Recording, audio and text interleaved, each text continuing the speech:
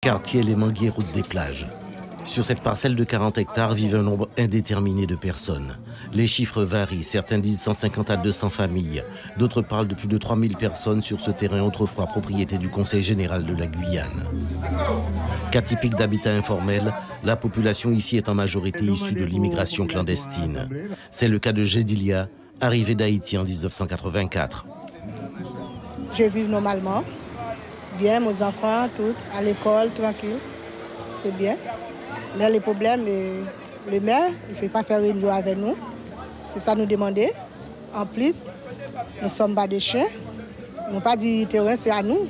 Mais il n'est pas offert pour vendre, rien du tout. Les 24, ils ont dit, les huissiers, ils ont dit, les huissiers viennent donner papier pour casser les 24. Là, on ne peut pas accepter, on ne peut pas l'abri.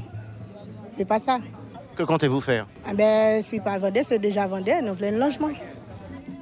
Une décision de justice suite à une plainte de l'actuel propriétaire de la parcelle depuis sa vente en 2011. Une société immobilière. Une cession par l'ex-conseil général, aujourd'hui contestée par l'association Droit au logement. Nous, on propose que cette libération par le Conseil général soit remise en cause par le président de la CTG, de manière qu'on puisse pouvoir, parce qu'on était une collectivité, on ne vend pas un terrain à un particulier pour faire un projet immobilier, pour pouvoir se faire de la spéculation, alors qu'il y avait des habitants là-dessus. Des habitants du quartier Les Manguiers d'autant plus inquiets que selon le DAL, une menace bien plus grave pèserait sur eux. C'est qu'il y a une loi qui est en cours de discussion à l'Assemblée nationale qui concerne la Guyane et Mayotte et qui autorisera, s'il est adopté, l'État à expulser tous les habitants de terrain,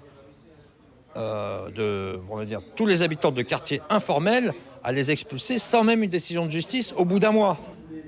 En milieu de matinée, une délégation des habitants des Manguiers et leur soutien ont été reçus par le directeur de cabinet du préfet.